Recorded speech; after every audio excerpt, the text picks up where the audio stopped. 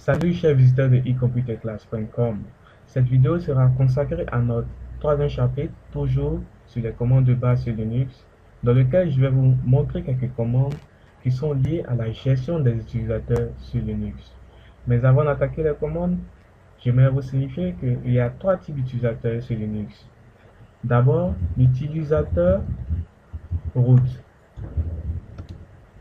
qui est l'administrateur par défaut, c'est le super utilisateur sur Linux. Il a un identifiant qui est 0, qu'on appelle UID, User ID, qui est 0. Ensuite, nous avons les utilisateurs système.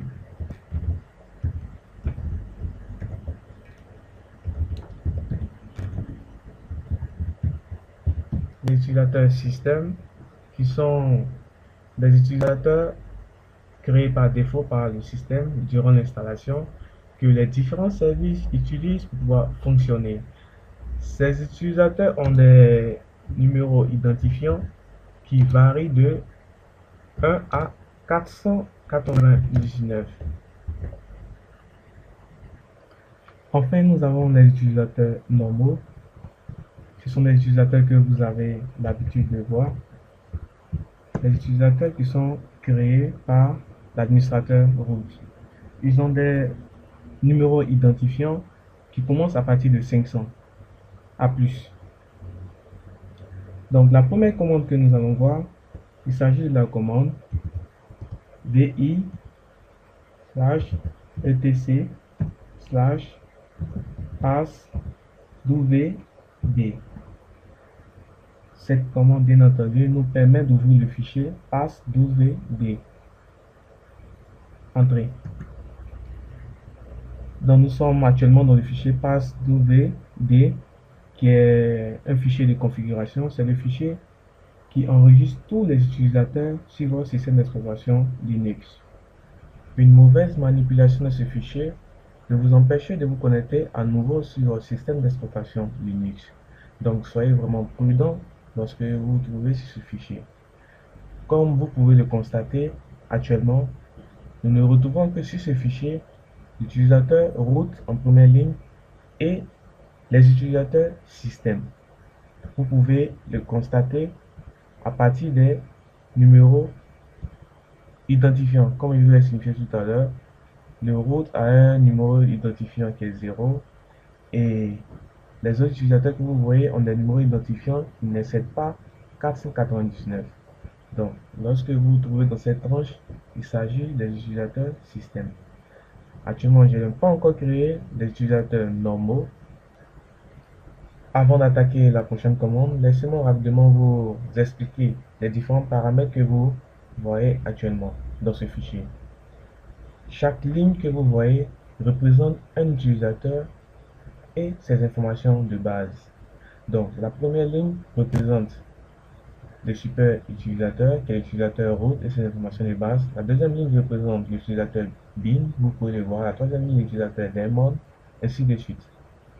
Donc, dans la première partie, vous retrouvez root ici. Donc, ça représente le nom de l'utilisateur. Ensuite, le is que vous voyez actuellement représente le mot de passe crypté de l'utilisateur root. Le 0 que vous retrouvez ici représente le numéro identifiant, c'est-à-dire le UID de l'utilisateur root qui est 0. Le deuxième 0 que vous voyez représente le UID du groupe de l'utilisateur root. Le deuxième root que vous voyez actuellement représente le nom du groupe de l'utilisateur root. Et là, laissez-moi vous rappeler que quand un utilisateur est créé sur Linux, automatiquement, un groupe portant le même nom est aussi créé. C'est pour ça que vous retrouvez encore root ici. Ensuite, le /root que vous voyez ici représente le répertoire maison de l'utilisateur root. Ensuite, le /bin/bash que vous voyez actuellement représente la coquille de l'utilisateur. Actuellement, l'utilisateur root utilise la coquille bash. C'est l'interface la plus externe du système d'exploitation Linux. J'espère que je me suis fait comprendre concernant ce fichier. Donc je vais sortir rapidement. Nous avons encore une commande qui est le vi/etc/group. Donc, le premier fichier, vous avez retrouvé le pass.wd. Ici, c'est le groupe. Donc, ce sont des informations de base concernant seulement que le groupe. Donc, vous retrouvez carrément les mêmes informations. Ok? Donc, je vais sortir rapidement. Je vais vous montrer maintenant comment créer un utilisateur sur le système d'exploitation Linux. La commande est très simple. Il s'agit du user add espace et le nom de l'utilisateur que vous voulez créer. Supposons que je vais créer l'utilisateur et computer class. Entrée. Donc l'utilisateur est créé et il est recommandé de assigner un mot de passe à chaque fois que vous créez un nouveau utilisateur sur Linux. Donc pour assigner un mot de passe, il suffit de taper la commande passwd et le nom de l'utilisateur.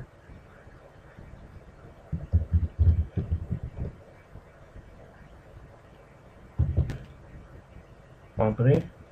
Donc le système vous demande d'entrer le mot de passe que vous voulez assigner à cet utilisateur. Donc vous entrez votre mot de passe. Encore entrez le même mot de passe que vous venez de assigner. Ok, c'est fait. L'utilisateur vient d'être créé. Vous pouvez le vérifier en repartant encore dans le fichier passwd. Venez totalement à la dernière position. Vous retrouvez l'utilisateur et computer class qui n'existait pas avant avec un UID, c'est-à-dire un numéro d'identifiant qui est 500. Tout à l'heure, je vous avais dit que les utilisateurs normaux, leur numéro d'identifiant commençait à partir de 500. Donc, c'est le premier utilisateur normal que je viens de créer avec ces informations de base. Ok. Donc, une autre manière de vérifier l'existence des utilisateurs normaux, c'est de taper la commande cd/home. Cette commande vous permet de passer du slash au home que vous voyez actuellement. Et ensuite taper la commande ls pour lister le contenu de ce dossier. Entrez. Vous voyez actuellement qu'il existe seulement un seul utilisateur qui est le computer class que je viens de créer. Je rappelle que le home ici représente le répertoire maison de votre système d'exploitation Linux. La prochaine commande que je vais vous montrer, il s'agit de la commande who am I, qui signifie qui suis-je. Cette commande vous permet de savoir exactement qui est connecté actuellement. Donc entrez. Donc le système vous dit que c'est le root qui est connecté actuellement. Si je me log en tant que utilisateur que je viens de créer, le e-computer class, en tapant la commande su espace e-computer class, c'est la manière de se connecter à partir de l'interface à un utilisateur. Entrée. Donc vous voyez que le nom de l'utilisateur a changé. Donc e-computer class est maintenant connecté. Donc si je tape la commande who am I, vous verrez que ce n'est plus root mais c'est e-computer class qui est connecté actuellement. Donc la prochaine commande que je vais vous montrer, il s'agit de la commande id qui signifie ID. Cette commande vous permet de connaître le numéro identifiant ou bien l'ID de l'utilisateur qui est connecté actuellement sans aller dans le fichier passwd. Donc vous pouvez voir actuellement UID 500 et computer class et le groupe ID 500 aussi et computer class. Permettez-moi de me reconnecter en tant qu'utilisateur root en tapant su espace tiret. Bien sûr, toujours le mot de passe est demandé quand vous devez vous connecter en tant qu'utilisateur root.